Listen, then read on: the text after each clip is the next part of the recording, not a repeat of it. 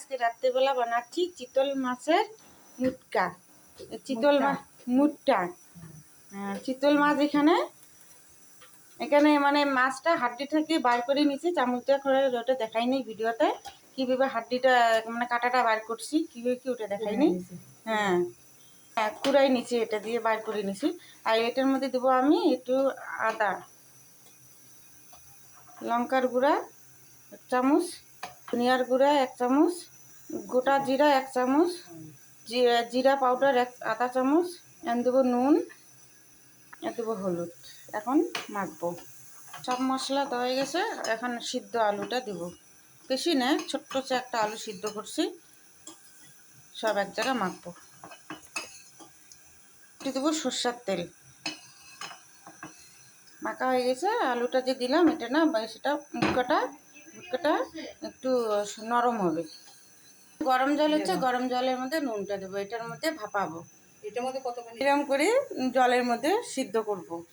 এই যে এরকম করে মানে লম্বা গোল গোল গোল গোল না, লম্বা লম্বা করে মুটটা বানাচ্ছে হাত দিয়ে। কিন্তু আমি এগুলো কোনোদিনও পারি না, বানাইও নাই। আজকে প্রথমবার এটা মাসিমা এটা বানাচ্ছে, আমাকে দেখাচ্ছে আমি কীভাবে বানাচ্ছি না বানাচ্ছি।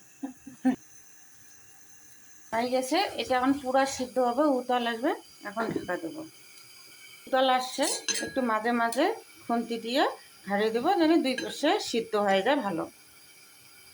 ভাপা হয়ে গেছে, এটা নামাই নেব। এখন পুরো ঠান্ডা করতে লাগবে, তারপরে কাটবো। এটা এখন ফ্রিজে রাখবো ঠান্ডা করার জন্য। ঠান্ডা হয়ে গেছে, এখন কাটিয়ে নিচ্ছি মাসিমা। মানে কাটা যদি থাকে তাও ভিতর দিয়ে বেড়াই যাচ্ছে সাইডে সাইডে। সাদা সাদা একদম মানে পাতলা পাতলা কাটাটা ওইটাও বেড়াই যাচ্ছে এরকম।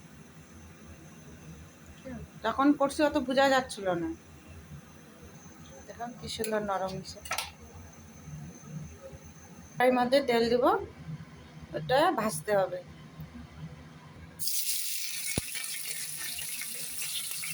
মশলা কী কী দেবো এটার মধ্যে, একটু আদরক আছে, কাঁচা লঙ্কা আর পেঁয়াজ আর দেবো। তেলের মধ্যে গোটা মশলা, আলু দেবো, আলুটাও ভেজে নেব। ভাজা হয়ে গেছে, নামাই নেবো।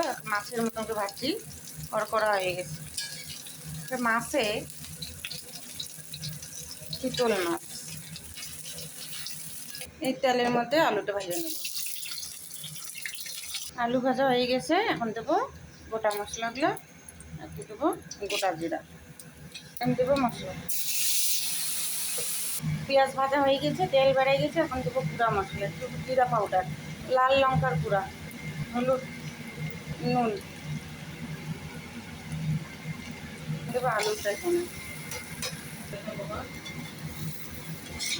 একটু নাড়াচাড়া করে জল দিয়ে দেবো।